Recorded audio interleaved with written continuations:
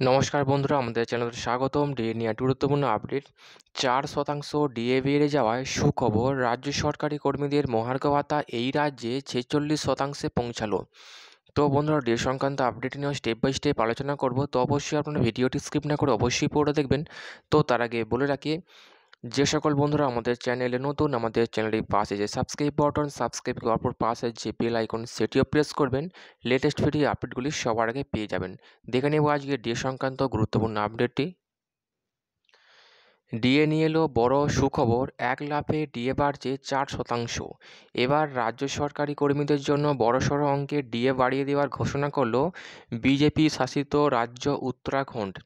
উত্তরাখণ্ডের ধামি সরকার সদ্য এই ঘোষণা করেছে। উল্লেখ্য, উত্তরাখণ্ডের মুখ্যমন্ত্রী পুষ্কর সিং ধামির ঘোষণার পর উত্তরাখণ্ডে রাজ্য সরকারি কর্মীদের ডিএর অঙ্ক হতে চলেছে 46%। এর আগে উত্তরাখণ্ডের সরকার এক পোস্ত ডিএ বাড়িয়েছিল সরকারি কর্মীদের একাংশের। সে ঘটনা 31শে ডিসেম্বর 2023-এর। সেই ডিএ বা ডিয়ারনেস অ্যালাউন্স বেড়েছিল পাবলিক আন্ডারটেকিং ও কর্পোরেশনের আওতায় থাকা প্রশাসনিক দপ্তরগুলির কর্মীদের। সেই ডিএ বেড়ে যাওয়ার ঘোষণা 2023 সালের 31শে ডিসেম্বর ঘোষিত হয়েছে। এদিকে উত্তরাখণ্ডে মুখ্যমন্ত্রীর দপ্তর থেকে প্রকাশিত বিবৃতিতে বলা হয়, এই বর্ধিত সেই রাজ্য সরকারি কর্মীরা পাবেন যারা পঞ্চম ও ষষ্ঠ বেতন কাঠামোতে রয়েছে। এমনকি সপ্তম বেতন কাঠামোতে থাকা রাজ্য সরকারি কর্মীরাও এই বর্ধিত ডিএ পাবেন।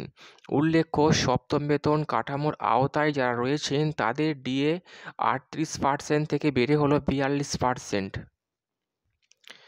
এদিকে পশ্চিমবঙ্গের রাজ্য সরকারি কর্মীদের ডিএ মামলা গড়িয়েছে সুপ্রিম কোর্টে।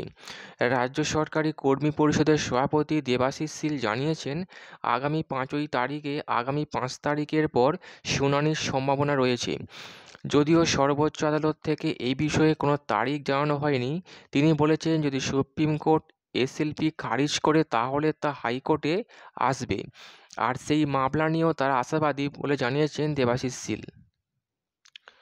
এর আগে মুখ্যমন্ত্রী মমতা বন্দ্যোপাধ্যায় বর্ধিত 4% ডিএর ঘোষণা করেন। সেবার মমতা বন্দ্যোপাধ্যায় জানিয়েছেন, 1 জানুয়ারি থেকেই রাজ্য সরকারি কর্মীরা ওই ডিএ পেয়ে যাবেন।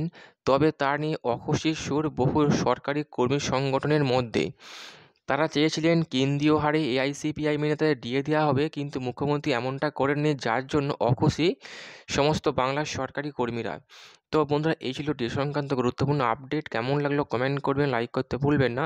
ডিএ সংক্রান্ত পরবর্তী আপডেট পাওয়ার জন্য আমাদের চ্যানেলটিকে সাবস্ক্রাইব করে রাখবেন। থ্যাংক ইউ বন্ধুরা ভিডিওটি দেখার জন্য।